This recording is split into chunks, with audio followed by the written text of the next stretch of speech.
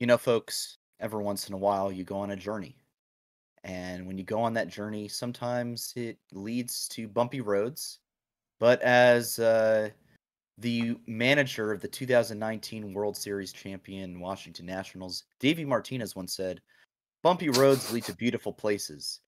And this weekend, we got to a beautiful place. We broke the 1 and 2 curse. FlyQuest finally went 2-1. We wanted that 3-0, but we're not going to talk about that. We'll just stick with the 2-1. We broke the curse. It's okay. And we're moving on up. We made games up on EG. We pulled ourselves away from CLG a little bit. Finally, LCS is back. There's all kinds of crazy shenanigans going on. People getting benched. Who knows what this end of the season is going to look like? And we're here to talk about it right now on FlightCheck Season 1, Episode 12. I'm Santos DB at Sandy Toes. I don't even know what my actual handles are. I get them mixed up but I do know who my co-hosts are, and that's Nox War and Curly QQ. Guys, how are we doing, Nox? I know you just finished watching the EG versus Fly game. Give me the immediate reaction. What was your first thought? Tears of confused happiness as we got the curse broken, but also what the hell was that game? Watching that game was just a roller coaster. So I'm coming off the energy hype of it a little bit, but also like, oh my god, his heart needs to slow down a little bit. Yeah, that was what a weird game, and we'll get into that as well. But I was prepping for D&D during that, so it was a whole like. Yeah, my mind was everywhere during that. Hey, speaking of the guy who didn't realize that his audio wasn't transmitting until about 3 minutes before the show, Curly, the reigning champ among the three of us in terms of FlyQuest pick'ems, going 9-6, way better than either Nox or me. Curly, man, how was your LCS week 1? My LCS week 1 was pretty good, all things considered. I almost had a perfect day yesterday. However, when I was making my pick'ems, I had overestimated CLG's ability to hit the ground running. Unfortunately, because I was like, all right, we're gonna beat CLG. But when I saw that CLG versus TL pick I had made, I was like, what? Why did I do that? You ran that one down a little bit. To be fair, I feel like CLG themselves overestimated how much they would hit the ground running. I mean, they were... I think I saw some tweets from them about, like, all right, the run to World starts right now. And I'm like, aren't you guys, like, 5-13? Like, Oh, man. I mean, that'd be a miracle run if I've ever seen one. Let's be real. But, no, I think it's... I just got better and better each day. First day was fucking wild. Everyone was hurting there, but no, by Sunday I think I got it figured out. I mean, just pulling up these results on Friday night, I was out on the town with some coworkers, so I got back just in time to catch the Fly CLG match. But then I was checking the results on my phone while I was out, and I was like, okay, yeah, TSM beat TL, I get it. Oh, Dignitas beat EG. Golden Guardians just beat Cloud9. And that one was wild. And that's when I was like, welcome back to Summer LCS, where everything is made up and your record does not matter. Unless you're Julian, you have RNG. It was funny because, like, watching the games, you see, like, one by one, you're like, okay, that one was plausible. Like, I lost that pick, whatever. And then the next one happens, like, okay, that was maybe a little bit of an upset, but, like, still not that big of a deal. And then it just jumps off a cliff with Golden Guardians being Cloud9. You're like, okay, welcome back, North America. I'm glad I'm strapped in and ready to go. Yeah. And it felt like everything kind of settled back down Saturday and Sunday, back to some more expected results. Still, one upset, maybe some people would call it an upset, others maybe not so. But a result that I really want to point out is 100 Thieves taking down Cloud9. Yeah. And also Cloud9 barely scraping out a 1-2. They almost went 0-3 in this first week. Like, is the MSI hangover real? I mean, that's I actually think it is. I totally think it is. wow. Why would you say that? So a lot of it is they only got back, I want to say, slightly over a week ago at this point, and so I mean they're only back in America for 4 days, 4 or 5 days at that point, right? You need like a day off just to like decompress and like get things ready. On top of the fact that I'm sure the Cloud9 backstage was an absolute crapshoot with the replacement of Sven and King. So they immediately hit the ground running, getting scrims going, so on and so forth. And I just think there's a lot of turmoil going on that team right now. So I'm really just on top of the roster change and coming back from MSI. Like I think and how common it is to tank for a little bit for the first 2 weeks after you come back. I'm not really shocked that Cloud9 had a 1-2 week. Although I was a little surprised them dropping a game to Golden Guardians. I didn't think they'd be having that big of a hangover. Well, as far as I'm aware, King did not come with them to Iceland. So yeah, because they brought Darshan. Yeah, they would have had barely any time to scrim with him whatsoever. So it's not too surprising, I guess, that they would drop. But you would think, just based on the quality of players alone, that they would still beat Golden Guardians. In my eyes, this should have been a 2-1 week for them. I still feel like TL probably should have beat them, but TL also not looking super strong. I mean, that was the teams that you expected to do well were not, and the teams that you were expecting to maybe be a little bit more middling did really well. I mean, I want to point out, the big ones, Immortals 3-0, TSM with 3-0. Yeah. Immortals suddenly putting themselves in a really good position. They're tied now with EG at 6th place. The nice thing, we've got 24 more games left for every single team in this summer split. So there's a lot, a lot of ground that could be made up really fast. Plenty of time for me to get better pick'ems than you guys. Yeah, you're already on it. Plenty of time for me to recover from 5-10. That was not a good start for me. That is for sure. That's like, were you trying to like imitate FlightQuest in the spring? Come on, it's summer now. You got to go 10-5. I got to pull up the spreadsheet or whatnot, but like I was looking at my picks and I was like, man, on paper, these all should have panned out. I mean, it was the whole, Cloud9 losing to Golden Guardians, and you would expect Cloud9 to beat 100 Thieves, and then I reversed the.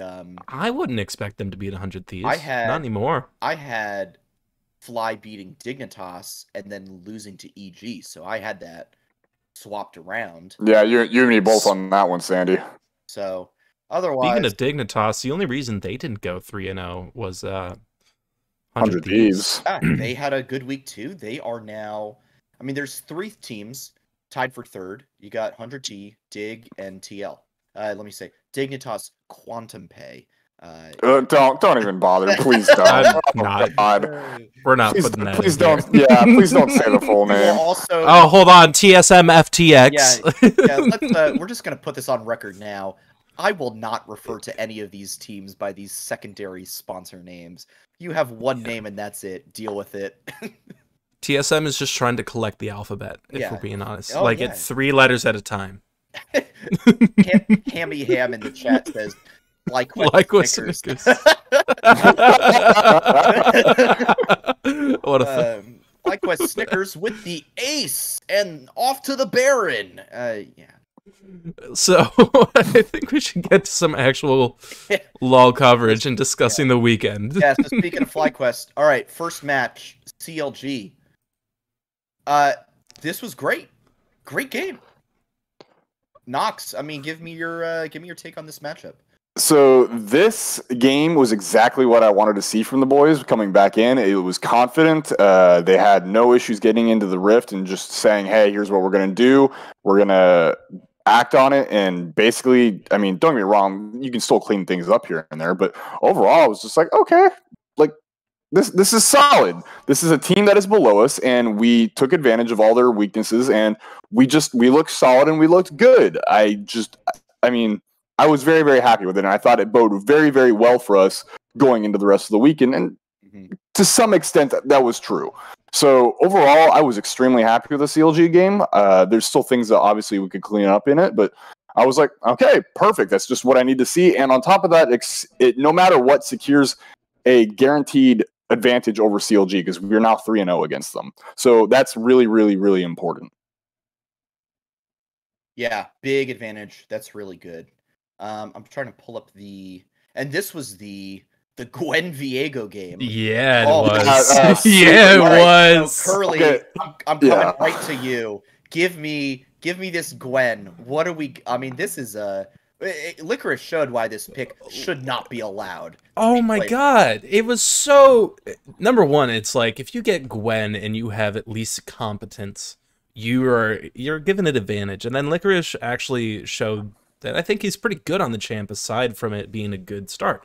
And one thing I think about is the post match when the analyst desk was reviewing it, they looked at a specific play. Or no, it wasn't post-match. It was during the match.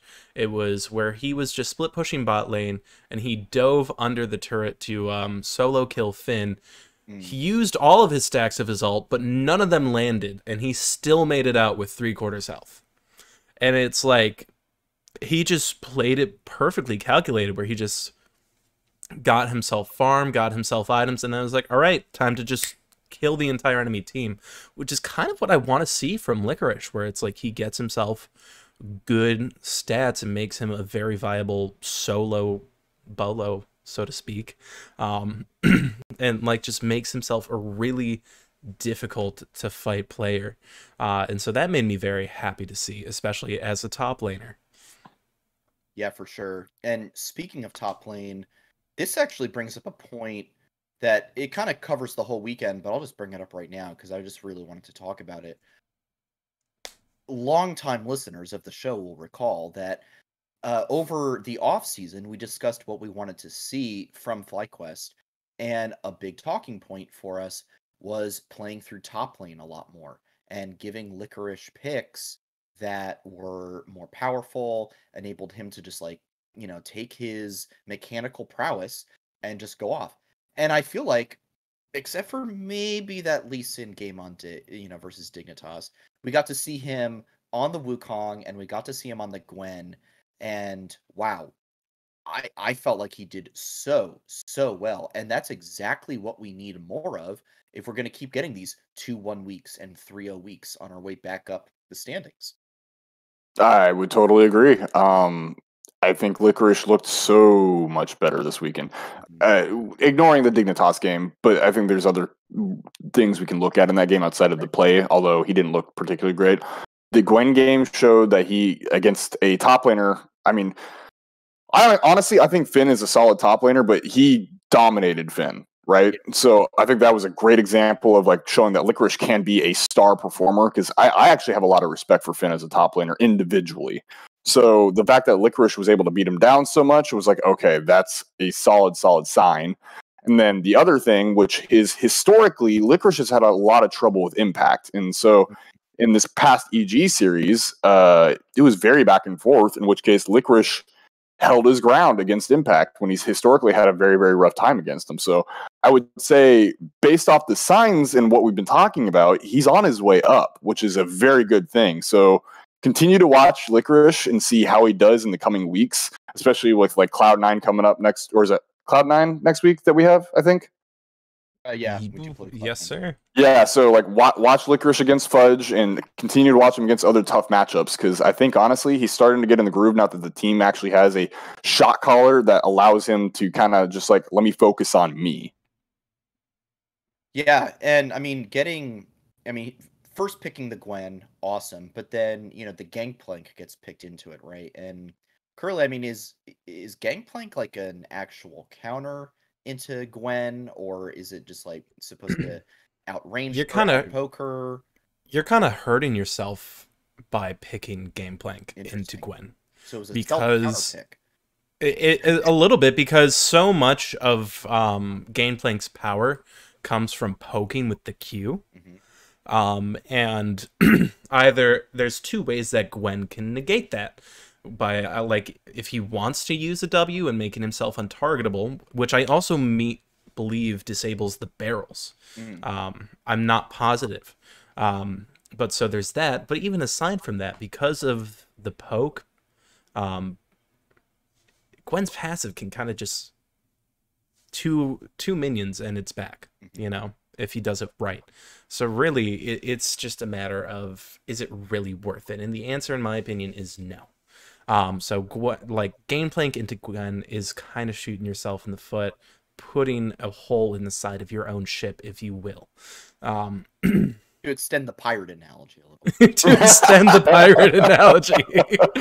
You might call that the blunder part of Blunderbuss. We can just keep going right here. You might say Gwen cut a hole in Gangplank's ship. Anyways, it's not smooth sailing if you're playing Gameplank. To Gwen. All right, so you're gonna cut me off before I keep making puns. I don't know if you guys went. Actually, okay, hold on. I see. /freak. We can host him if he goes live later. This is not what, for the puns. Yeah, for the puns. That's true. Hammy Ham is asking in chat about Jackson to Gwen, and Jackson to Gwen is actually fucking. Pardon my language there. It can be really good, in my opinion. As long as you hop on her before she is untargetable, because it's going to be difficult for her to escape, especially with his attack speed. It's kind of like whose attack speed is going to be better, and the only thing that'll really save her, well, actually, because of, I think it's his E, I think that removes her stacks of for Q. You cannot stack Q if you can't land an auto attack. So, Jack's actually a really good pick into Gwen as long as you can hop onto her. Yeah, I'm just taking a look at the rest of this draft. You know, then we got the Viego, the Ezreal. Who let us get two Reckoning champs? I think we can just summarize the draft as CLG inted it hard, and we can pretty much just leave it at that. Like, there's not too much we can go into the draft because, let's be honest, Gwen and Viego are just overpowered as all get out right now, and we also got Ezreal, which is really strong. Like, I don't know what CLG was thinking. As a FlightPlus fan, though, I am not complaining in any way whatsoever. But yeah, CLG just weren't complaining either. The casters were pretty excited to see. Yeah, they're like, it went through. It was a fun game for everyone but CLG. Except for CLG. And then, you know, speaking of trends that, you know, went through the weekend, Udyr was banned against us all 3 games. And, you know, this was on both blue and red side in the first ban phase. So a high priority so CLG, banned it on red side, and then EG and Dig both banned it on blue. I'm sorry, we banned it on red side one time. But you know, the Udyr, man, this champ doesn't die. It does not die. I'm just glad there's no Hecarim, and but hopefully Udyr keeps getting banned so we don't have to see it, and you know, Jose can start moving on to what I'm really excited about is flexing this Lee Sin around. Now, we got to see that a little bit where, you know, in the Dig game, so we can move on to the Dig game, I guess, now, and just go over that.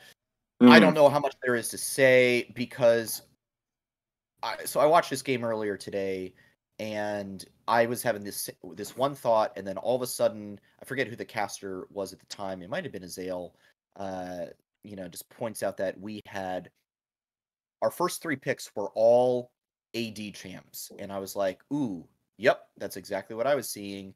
We got the Lee Sin, the Varus, and then what was the... I think it was Thresh afterwards, but then we followed it up with the Xin Zhao. Yeah, the Xin Zhao afterwards. And it was like, okay, so we have to pick a magic champ after this.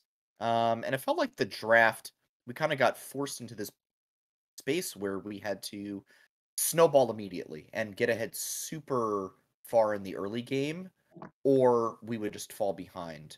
And then Dig ended up doing that exact thing instead, and they were the ones who got the early kills.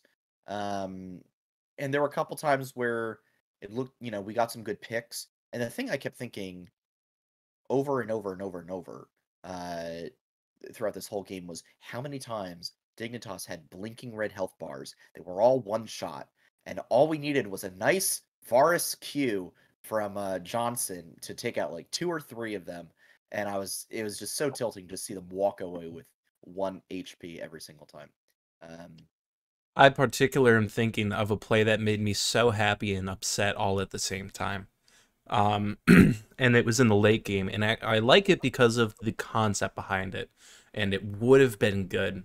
It's when Palafox TPs into the river to cut off Dignitas. Yeah. And if like just some timing of other things had been 2 seconds, 2 seconds earlier, if he had one teammate 2 seconds earlier, that would have been such a big shift for us. And I like that Palafox, and then the fact that even after that play fell apart, that Palafox got out and escaped, all that stuff made me so impressed with Palafox as a player. And excited to see how he's going to bring that agency and those big brain plays into the rest of the split, because there is an alternate timeline where that play worked out in our favor and we could have used it to fall back, like to pull back from our state at the time. And it just I really like that, because as much as I like looking at Licorice, he's a top laner, I always look at top laners closer. The second people I tend to look at are mid laners, because they're the other solo lanes, and so Palafox really being able to pop off. I can't wait to actually see how he fares against Perks this weekend, and then he's also facing Power of Evil, former mid laner for FlyQuest, so a little bit of narrative right there. And then who do we play on Sunday? Golden Guardians. So the easy dub right there. And now that I've don't you dare jinx it on me, Sandy. All right, silence. Easy L to Golden Guardians. Yeah, I mean, the thing I really liked about all the drafts this weekend and all the play in general was we were not going back to what we did in spring, which was scale for late game. Johnson on the Tristana, Palafox on, Oriana or, some control mage. It felt like we were super proactive. And this segues us into the EG game. We at least tried a level 1 in the EG game, even though it was a little crazy. We still won that. We got the red buff. We burned a bunch of flashes. But yeah, it felt like the whole weekend we were a lot more proactive, really going after plays, just, not sitting back and waiting for something to happen, but actually making moves. And I was really, really encouraged by all that. See, this kind of goes back to when we were talking probably, I want to say 2 weeks ago, when we were talking about possible meta going into it and how it would affect FlyQuest as a team. And I think we're actually seeing it in play right now. The meta that we have currently is very much in favor of Palafox and Jose Diodo as a mid-jungle duo. You don't have these scaling mages in the mid lane anymore that Palafox just was not performing on. And you don't have these farming junglers outside of like Udyr a little bit, and who's still getting banned from Jose, which is honestly a good sign, really. Yeah. You don't see these in the jungle. You get, like the EG game, you get to see Jose on one of his signature Lee Sin picks, right? And so then you also get Palafox getting to play on things like the Silas and the Zoe, which are just not these scaling mage picks. And so it allows the team to play a lot more aggressive, which I think Jose and Pala want to do. And it's got a different look for the team. And honestly, it's looking a lot better than what we were getting shown in spring. So I think we're in a very, very good meta right now. At the same time, though, you have to think, like, what direction is Riot heading with patch picks and stuff? Like, is it going to be like, well, Azir's been out of the meta long enough. We should probably get him back in like they normally do, or are they going to hold him out for a while? Just bring in Corki. Yeah, exactly. Like Corki, Azir, Victor, Oriana. Like, is that stuff going to come back because it's just a nice, solid staple to have in the mid lane that players want to play because there's a standard, nice, easy pick? Or are they going to let these other very aggressive mid lane picks continue to thrive and flourish for the time being because well, I don't know the reasoning behind it, right? But for whatever reason, or is that what we're going to get? Yeah. Yeah, I Well, wonder. I don't know if it's just my bronze solo queue games, but if the current patches are anything to tell, in a couple weeks, expect supports in quotations, as I like to put them, where they're like the Luxes and the Pikes, where they're really just mages or people who get kills and say they're supports. Classic.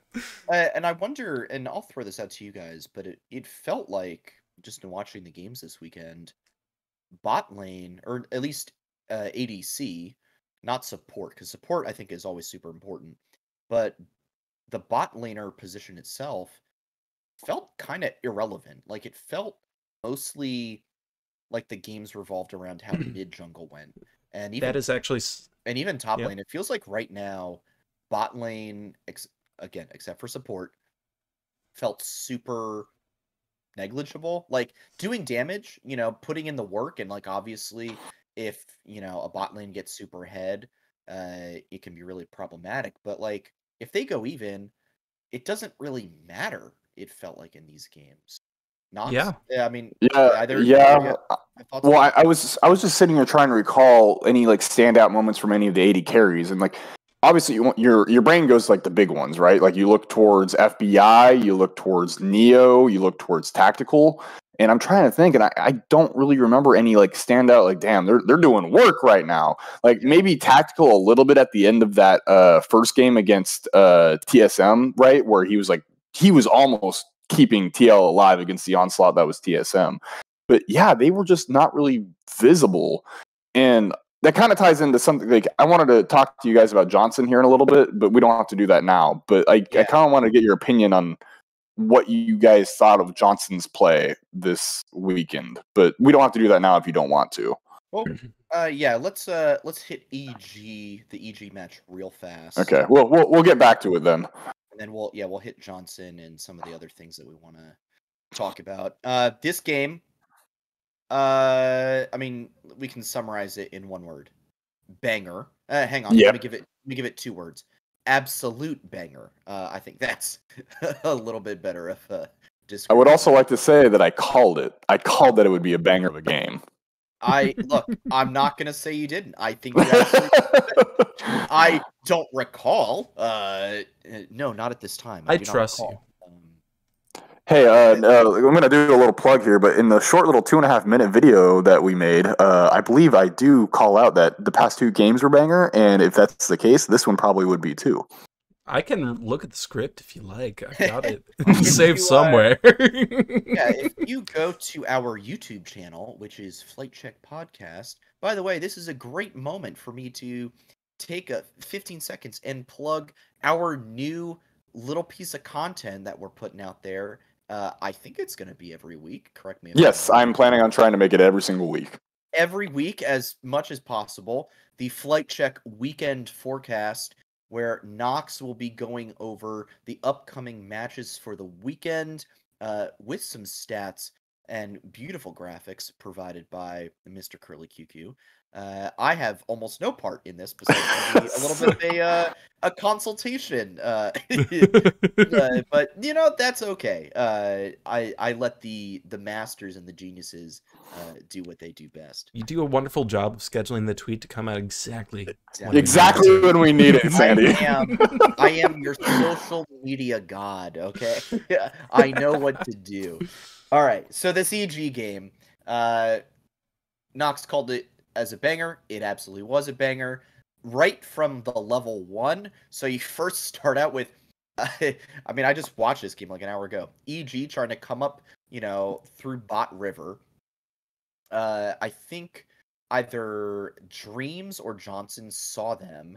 It might have been Dreams, and they dip out, and then we do a late invade onto blue side red buff, right? And at first it's like a 3v3, then it's a 5v5, then like at least 4 people came close to dying. Like, we had so many one-shot people sitting around, and then EG runs off. We get red buff. Jose could almost not finish red buff. He had to have Dreams come in I saw this. Dreams had to come in and as the karma, like cue the red buff a couple times so that Jose could finish it off and start his clear. That's how weak that fight left him.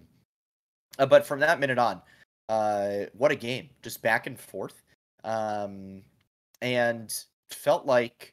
I mean, Jose said in his interview afterwards he was kind of bummed because he felt like they should have closed the game out around the 25-minute mark. And I mean, I kind of have to agree. There was a little bit. I mean, I remember the fight near bot tier 2 is when things started going in EG's direction. Johnson gets caught. Yeah. So that fight, and that was around the 25-minute mark, I think. Yeah, give or take. It may have been a little closer to the 30-minute mark, but close enough. Yeah. So, and then just so much happened after that. It was just a whirlwind. So the way I put it was like, okay, Fly's winning. It's close. Johnson gets caught. Oh, and the game is just exploded into pure chaos everywhere. I mean, we had so many miracle moments in this game. You had the Jose Baron steal, which was absolutely nutty per usual. I mean, that's what that man can do on Lee Sin. You had Licorice's hero defense on the Wukong, the 1v2 to save the game. The Nexus defense, where we all, just respawned and killed EG and, ran it down mid to get the win. I mean, just so many moments that were crazy tight. I mean, they literally had Elder and Baron, like Elder 2 and Baron. They let Elder drop right as they took that last fight. Yeah. So, but technically, yes. Yeah. So it was just like so many close calls. Easily could have lost this game. But yeah, Curly, I don't know if you have anything you want to say about this game in particular. I have a few thoughts, and as exciting as it was, when you're talking about that Nexus save at the end, I want to give you, and I quote, like the quotes that I said watching this. Oh no, Fly. Oh no, Fly. Oh no, Fly. Oh my God, Fly. Oh my God, Fly. As we turned it around at the Nexus, and then we went and won. But there's a particular moment, I want to say it was about 35 minutes, or I don't know the exact time, but I think it was as we were trying to get a Soul Drake or the Elder Drake. I don't know which Drake it was, but we had fought them 5v5, and we ended up 3-1, and the only one left I think it was a Set, or I don't know who was left alive. There was like only one player left on EG. And in my brain, what I think would have helped us so much more there is if we had just said, all right, we don't need to focus on the Drake anymore. And if they had pushed in mid, because they had a wave that was into the blue side jungle in the mid lane, and that would have been very easy for 3 of them to push in there, get at least one more turret. I think it was the inhib turret, so I think that would have been a better play. And so this game made me so happy in some moments and so questionable in other moments.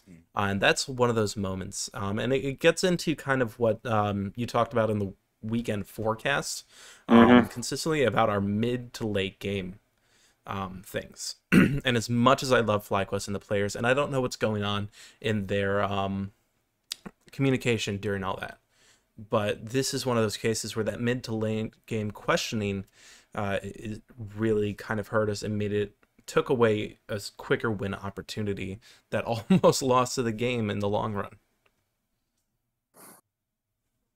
But it was still fun to watch. I think the main highlight point I want to make for FlyQuest this weekend, though, if we're done with EG, is there anything else that we want to talk about on EG? Or yeah, I mean, the only thing is, like, look, if we can clean up those small mistakes, not get caught out, then that game is done, by 30 minutes. And, we would have won it for sure a lot sooner and a lot cleaner. But, yeah, just got to tighten that stuff up. So, okay. With I that say said, that I know it's not that easy to just be like, oh yeah, No. just tighten it up. It's not like a bolt. It's where like you just, wrench it's it in. what you just gotta like tighten the belt loop. It's like, all right, hold on, one loop sooner. Holding up FlyQuest by the. But yeah, no. So the one highlight, and I want to make, and I'm not saying this was like our MVP for the weekend. We could talk about that later if you want, but I want him to be highlighted because it shows how pivotal to the team he is Jose Dioto's play this weekend. Because the moment this man had an advantage in the jungle or had a champion that allowed him to path properly, he was making plays happen for the rest of the team. You look at the CLG game; he was outpathing Broxa with Viego. You look at the Dignitas game where he's put on Zinzao, which I don't think we really talked about too much, but just like the pick itself was very interesting. I think we can all agree on. Yes, and so if you, yeah, interesting. But like if you watch that Dignitas game, he literally goes, he's 2 camps down by the time Dardoch is on Rumble making a play onto Licorice in the top side. Like he's still clearing lane jungle, and Dardoch's already making a gank. That's how slow the pathing was, and from that point on, it was just Jose could never catch up. But then you go on to the EG game, and if you watch Lee Sin versus Svenskeren on Rumble, he outpaths Svenskeren hardcore. He was up, I believe, 3 camps, had multiple ganks. Svenskeren didn't really make any lane presence whatsoever outside of like having himself show to go like, hey, if you take this fight, you can't do it. And all the while, Jose was having a higher CS rate, at least within the first 10 minutes. Granted, you'll see as the game proceeds, I mean, Svenskeren gets the items and stuff, he starts farming quicker, which is kind of expected with Rumble.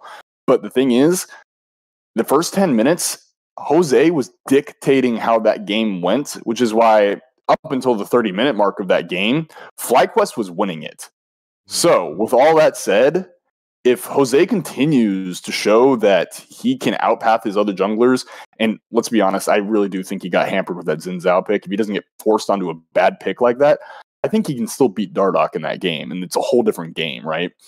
So I think continue to watch Jose because he's going to be the most pivotal and important person to watch because if he's outpathing the other junglers, the rest of this Fly team is looking fantastic when it's happening. Yeah, and I agree. Absolutely, like Jose is going to be the pivot, I think, in summer. And like I said earlier, I think Licorice, if we keep giving him these picks, like this engage on the Wukong, if he ever gets the Gwen again, unlikely. I don't think he's ever getting that pick ever again. Unlikely. It was, yeah. I mean, we did ban it ourselves. I think on red side you have to ban it. Unfortunately, but if you. Yeah, you have to ban it on red side because otherwise, you first pick it almost every time. What are you doing, man? Yeah. Yeah, and then now I think what we wanted to talk about a little bit was the bot lane, Johnson and Dreams. So we did not know until I think it was Wednesday night is when Academy had their first game. It wasn't official, but it was like, oh, okay. Right. Yeah, it wasn't official, but it was like as close as we were going to get to an announcement, a confirmation. Diamond playing in Academy right now, Dreams on the starting roster. And I want to throw it to you guys, whoever, wants to think about it first. Does this change the expectations at all that we kind of laid out earlier? Does this, in baseball, I don't know if this is in other sports as well, but in baseball, there's this stat called wins above replacement. If you, it basically like if you replaced this guy, or like, so Mike Trout is like one of the best baseball players out there right now, probably the best. Mm-hmm. So he has like I don't know the exact number, but he has like 20 plus wins above replacement. So that basically saying like if he goes to your team and replaces like some average outfielder on your team, his play alone will give you 20 more wins in the season, right? which is a Which significant. that is a huge number. That's a huge number. So I don't know if we can really give an accurate stat, but does having Dreams in over Diamond maybe give us 1 or 2 more wins above replacement? That's kind of the hypothesis I'm throwing out there, and I'm giving it up to you guys. Fire away. I personally think, from what I saw this weekend, it does a little bit, yeah. I just feel that Dreams, especially with his experience in the LEC, just is really well prepared for the LCS. And he was just where he needed to be a lot this weekend, and that makes me very confident in how he's going to be performing, especially if the meta shifts back towards the bot lane. We know we've got a solid support down there. And like, I also think him being the veteran now is so beneficial because there's a lot less mental pressure on anyone else to be like, all right, I'm the guy that has to know. Like, Licorice can focus on just being a good player, not necessarily having to be the shot caller. And I also feel like there's just a good synergy between Jose Dioto and Dreams as the map controllers, so to speak. So yeah, and then also I think respectively, Diamond really fits well in Academy scene. Like, he just like if you saw some of his tweets, like, I think he fits well with that team. I think he works a little better with Kumo than he did with Tomo than he did with Johnson. But that's my take. Yeah, we can get into that when we talk about Academy here in a little bit. But no, it's not a bad take, honestly. I think it just hurts a little bit because it's like Diamond, and you want him to succeed, and you want him to play in the LCS. So hearing him, it's like he's doing great in Academy. It's just like, oh, I'm sorry, buddy. Well, he was one of the big acquisitions over the offseason. He was the package, alongside Licorice and Palafox. And he was part of that 3-man group that came over here. So you want, to see a good prospect do well, not get replaced, halfway through the season by, another guy. But yeah, I just felt a lot more confident, watching Dreams. There was one moment in the EG game where I think Impact was on the side looking for a flank. This was right near the end. Impact trying to come in on the set, and Dreams hit that mantra E to give the shield and speed up, and it just gave the guys enough movement speed to get out of range for any kind of play from Impact. And I was like, look, and I felt like he did that. It was either blind or it was almost on instant reflex. And I was like, man, that's the kind of play that you need from your support. Like those small little things where you're just not giving them an inch, and you're taking control. So I really liked what we saw from Dreams this weekend. I was gonna say, if you want, I think because you were saying WAR, right? Wins above replacement. Yeah. If I were to give him a number for that, I think it's +6 for Dreams. Ooh, wow. Okay, that's high. Interesting. I know that's high, but I think based off the trajectory of what the original team was going to do, because I was not high on the spring team. I think with Dreams, he's going to be at a +6 by the end of the season. By the end of the season, yes. Okay. Yeah. That's interesting. Maybe a little optimistic. I don't know, but yeah, I think that's a touch high. I would give it more like a +3 possibly, but yeah. I think there's more than just Dreams going on here. Obviously, it looks like the team's a lot more coordinated. Yeah, I mean, I wonder if part of this is we're on stage again. Maybe there's something to that. I know you know, it's a little bit of a farce talking about like a stage team versus a scrims team, especially because like Jose said in his interview, that scrims had been going really well. And it didn't look like he was trolling when he said that. Like I think he legitimately meant that scrims had been going well, and that the team just felt like really, really good. Um, so I think it's some of the things that we talked about earlier. The meta looks really good for Fly right now. Mm, Dreams is in, and that's seemingly making a huge difference. Licorice on some of these powerful top lane picks, just like we wanted. And yeah, Jose and Palafox having great mid jungle duo synergy. So far so good. But next week it's gonna be tough. We've got some tough matchups ahead. We What are you have talking about? what are This you is the talking? easiest week we've got. Easy week.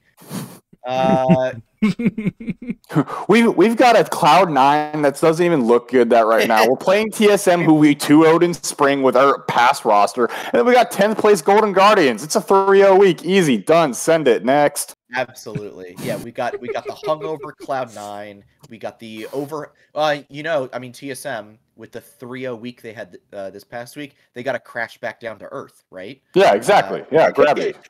That's how science works, right? They had a 3-0 week. Now they've got to have a 1-2 or an 0-3, and we'll take a win off of them. And then Golden Guardians, I honestly, I forget they're in the LCS a lot. Oh my god. Hey, Solo's there now.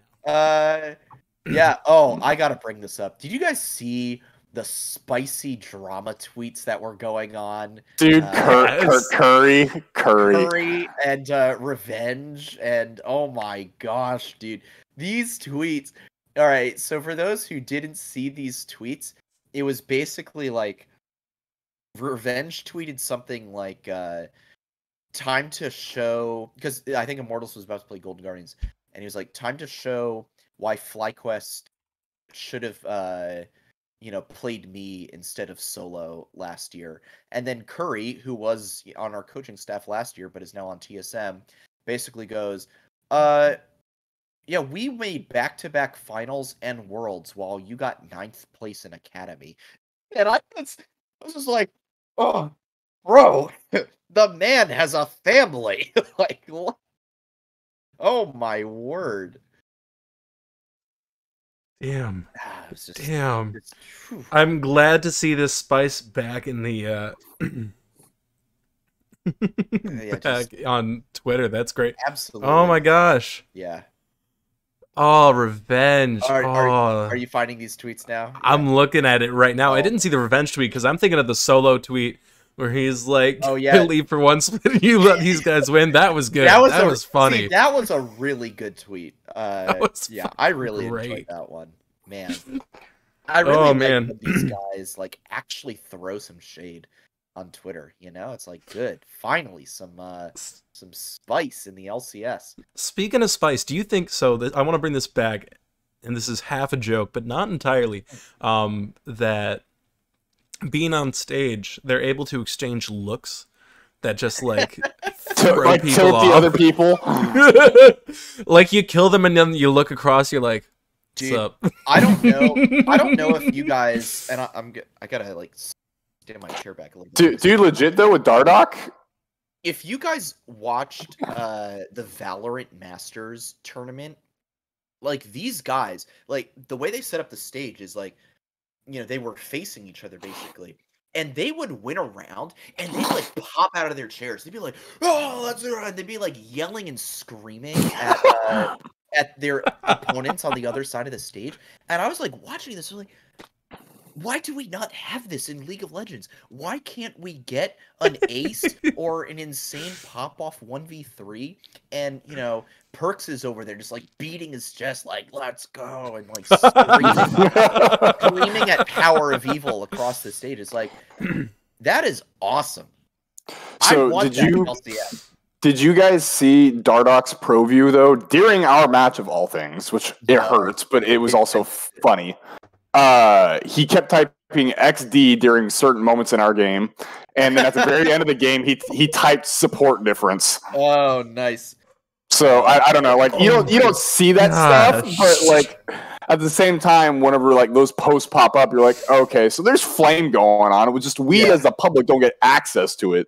Yeah, well, I'm glad ProView is back now. Oh Even my goodness. yeah, and I love that there's a free version. That's really, really cool.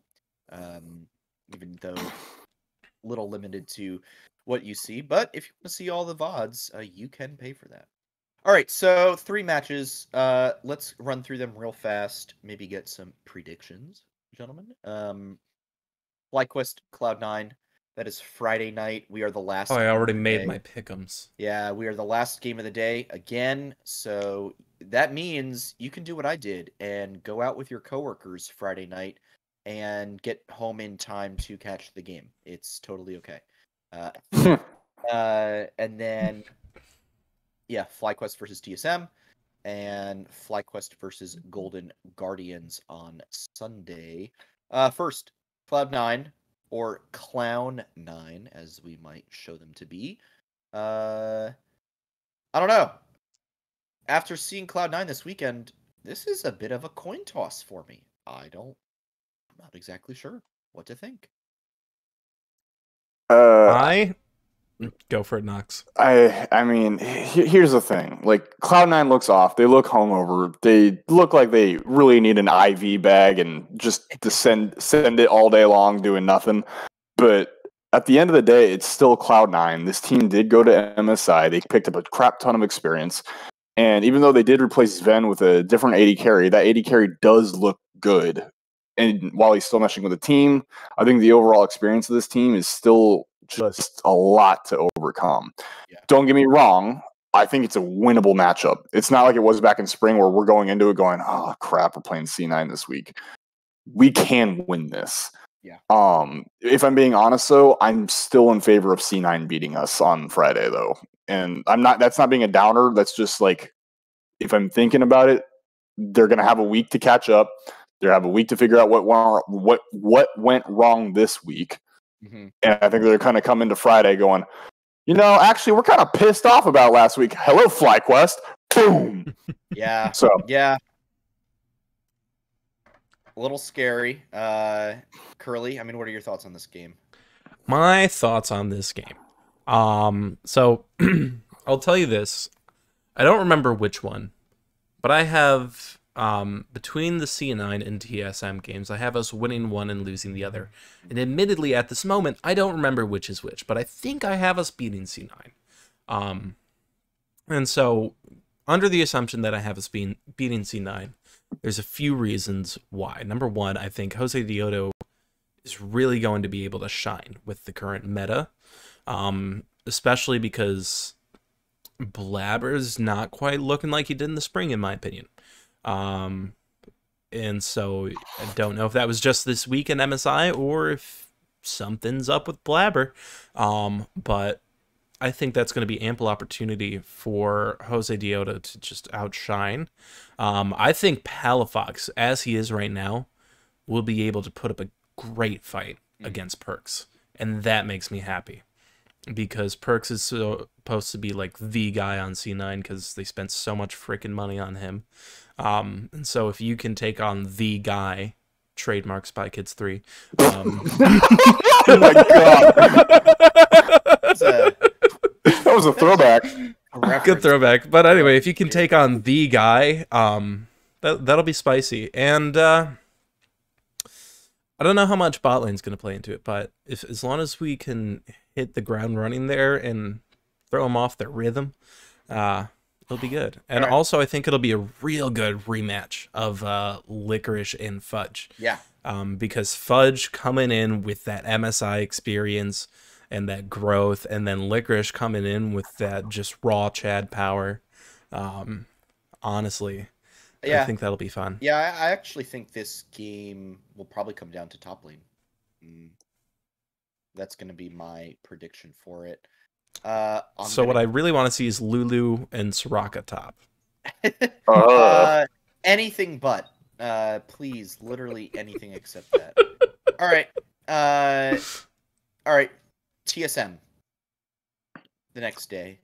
Shall we just go in order again? Yeah, let's do it. Okay. You know what?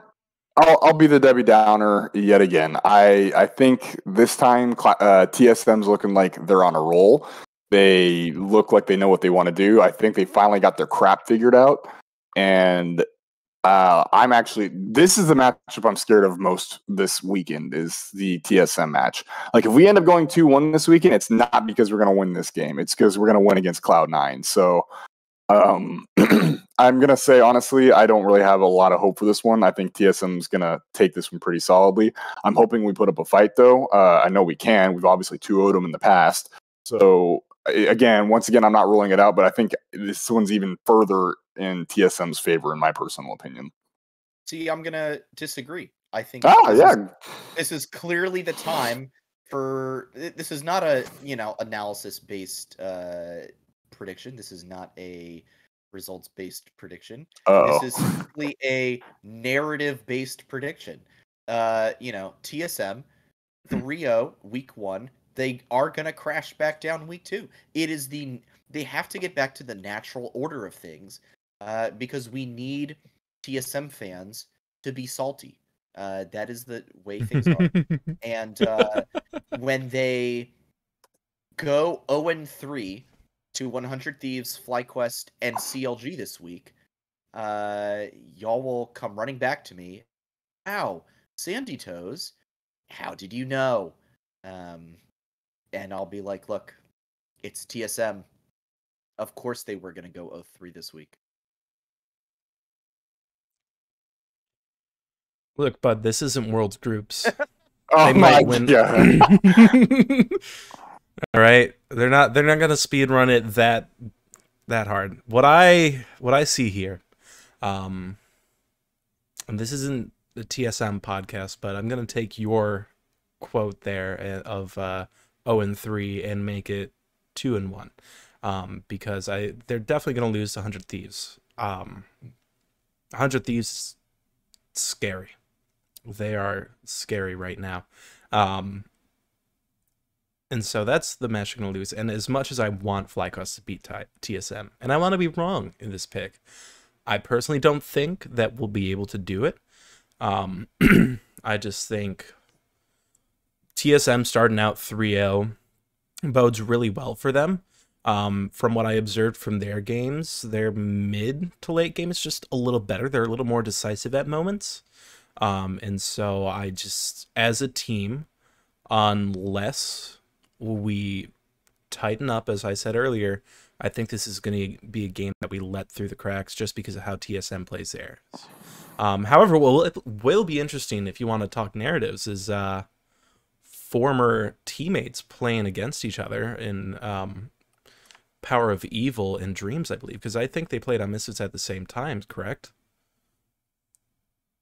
I know they were both at least on Misfits at one point, so they're at least alum facing each other, and so that's always a good narrative there. You know? I'm just trying to think if it was a 2017 Worlds run, if that's where they were.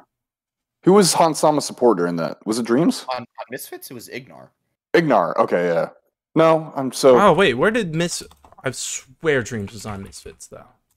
He was on Schalke. Yeah, Schalke! Hi, getting my teams mixed up. Ha ha ha ha ha. Says the LEC fan over here. Yeah. Hey, if it ain't Fnatic, I don't care. Oh yeah. Oh, we got to do a quick. Yeah. Okay. Hang on. A good reminder to me. Sir Dargor in the chat says Dreams was on Misfits in 2016. So yes. Right, but also wrong. It was close. We'll take it. He was there. Yeah. He was there. Close enough. All right, final game of the weekend. Golden Guardians. When we talk about, must-win games, it's not because it's like, in this case, you have to win or your season's over. No, this is just like, this is a team you got to beat. You have to beat Golden Guardians, especially as FlyQuest. So, should win, need to win, in my book. Yeah, if we don't win this, I'll be a little sad.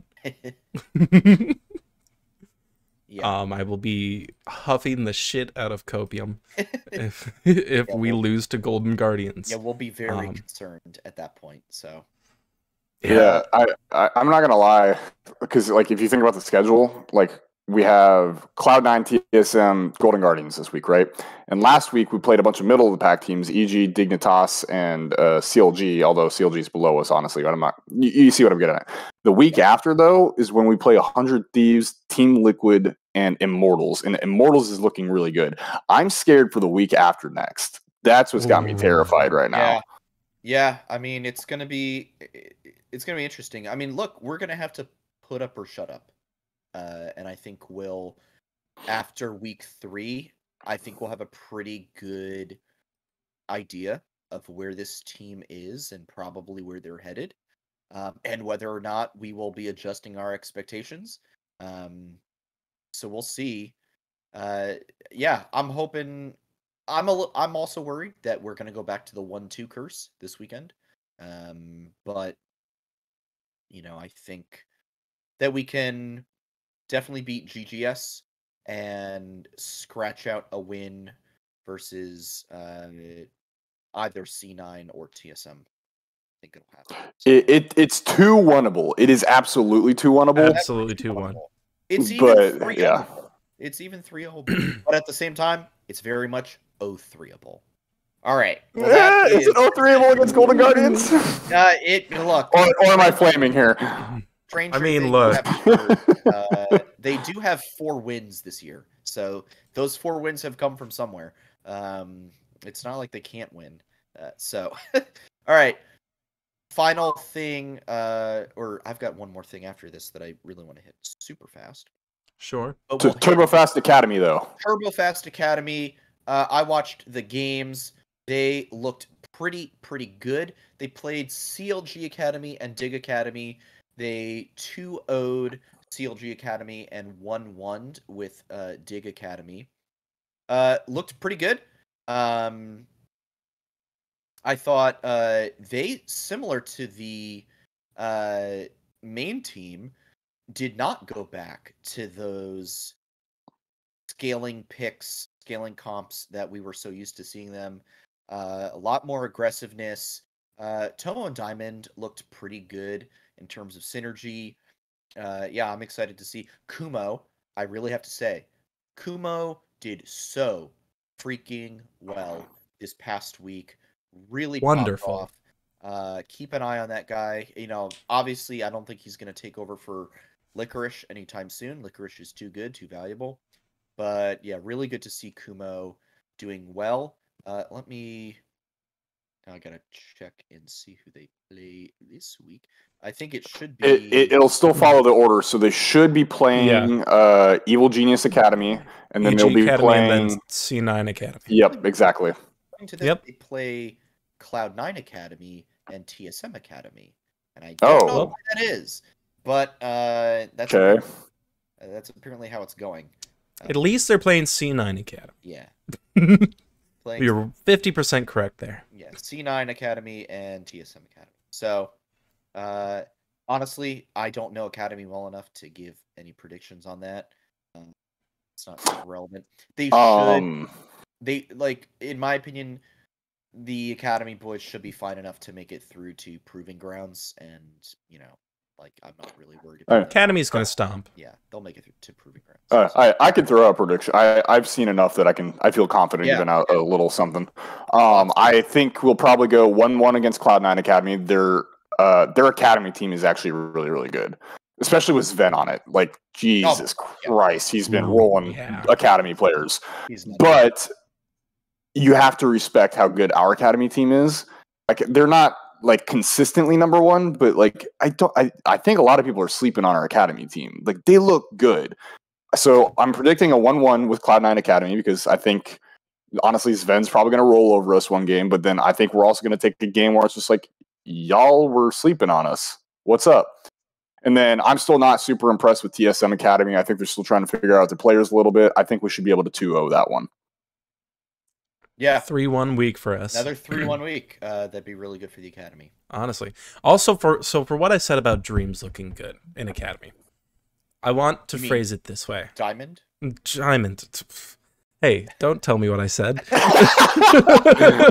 Diamond. For Diamond looking good in Academy, it's like when you just gotta put your pasta in the microwave for another minute. Just another split, and he'll be ready for the LCS again. Did you say pasta? Pasta, your fried rice, whatever it is, but you just got to put it back in the microwave for another minute, and then he'll be ready. Yeah, I guess so. Yeah, it's like the outside is hot, but the inside is cold. Right, so you stir it around a little bit, you throw it back in, bam. All right, it'll be ready. All right, I think I'm tracking with the. Now you're getting it. The analogy. Now it took me a moment, but yeah, I think the take is it's fully baked now. I get it. So exactly. Speaking of well-baked takes, I'm gonna bring back a segment because it's almost time for it to return. Curly's LEC corner, and I'm springing this on him. He's not ready for this, but I know that he's always got some LEC takes ready for us. LEC is back this Friday. They've got a super week going, so just a great weekend of League of Legends. 100 Talk Pod is unhosting us because we're about to talk some LEC. This is an equal opportunity podcast, okay? We will talk League of Legends. We just spent a month talking about MSI and FlightQuest. That's not FlightQuest. Unlike 100 Talk Pod, we don't take breaks when our team isn't playing. So Sandy! You can't be going that hard! You can't go that hard!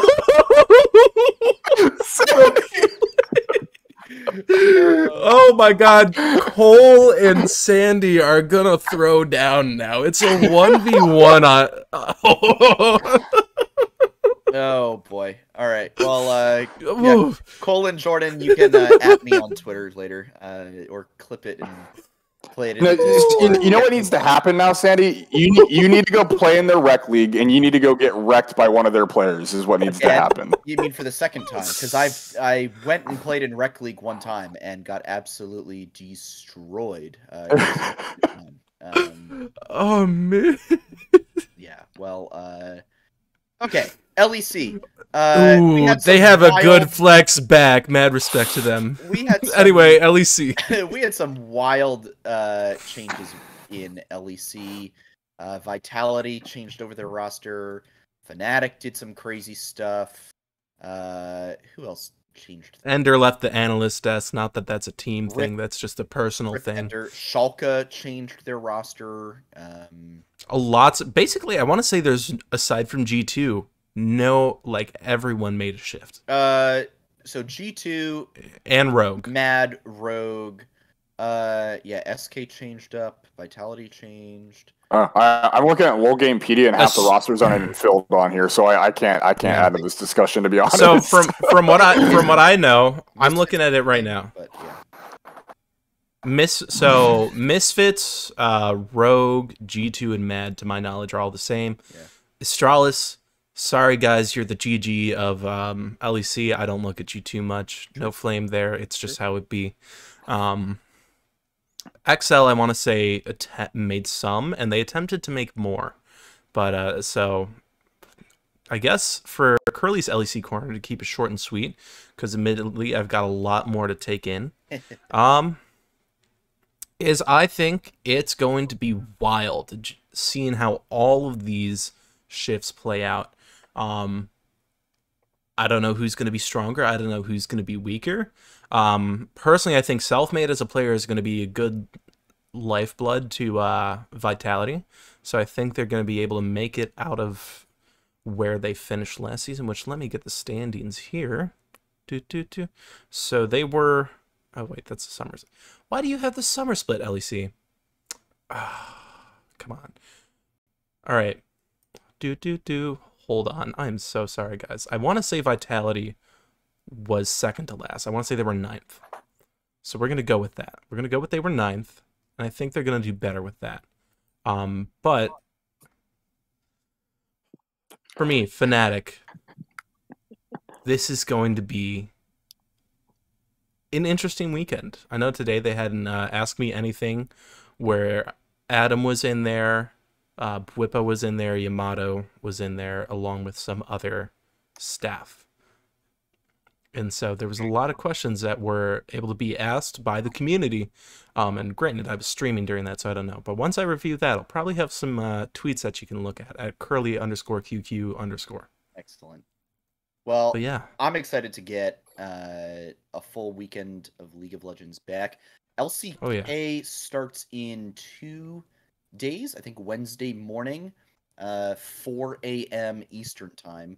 So Yep, Live Sandbox versus Fred Bryan. yeah, can't wait for LCK to be back. LPL is already back to their 7 days a week insanity that they do. How do So they survive? I don't know. I don't know how those casters do that. I'm very jealous, or not jealous. I'm very concerned sometimes for their ability to just keep going, for their energy levels. Well, look, it's been a show. We've had some laughs. We've had some shots fired. Some Discord wars going on right now. Yeah, Nox and I are. Oh no, I'm fighting with Hundred Talk in their Discord right now. I have been exposed. You can go back and check the tapes on that later. Well, I believe it's the weekend after this that we'll be able to settle it on the Rift. Yeah, we'll settle it. We'll settle it on the Rift. Yeah, we'll see. We'll see what happens. Be sure to check out last week's weekend forecast just to see what it was all about, and be on the lookout for this week's weekend forecast. Should be dropping the afternoon before LCS games begin. Nox War, giving you that nice, sweet, succinct little 2.5 to 3 minutes of what to expect from FlyQuest. I'm actually going to try to shorten it up to 2 minutes. Oh, it's going to be a nice little 2-minute. I got to start talking faster, guys. Help. Yeah, well, he's got to pull out that Captain Flowers Eminem rap game, basically. That's what we're expecting from Nox from here on out. Well, this has been FlightCheck Season 1, Episode 12. Thank you guys so much for watching. You can follow all of us at the various social media handles you see under our names. I'm at SantosDB. Nox is Nox, WARR. And then we got curly_QQ_. And then you can follow the FlightCheck crew itself at FlightCheck Crew on Twitter. I run that Twitter handle, but sometimes these guys give me things to say as well. Every once in a blue moon. So if you... And I logged into it today, so expect me to ghost tweet here or there. Yeah, I got the security alert in my in the Gmail. Yeah, I randomly log in just to like follow people that we're not following. I'm sure you guys are super confused. No, please do. The more people we have following on that Twitter, the better, because always good to interact with more folks. Oh yeah. Thanks for coming out to the show. We will see how FlyQuest does this weekend. Just expect a 3-0. It's just expect us to showcase some greatness. Expect us to showcase some greatness and raise some money, save the planet. And raise some money for Sunny Quest, FlyQuest's brand new quest. We love what they're doing over there. As always, we love you guys and stay safe out there. We'll see you soon. Adios. Have a good one, guys. Peace.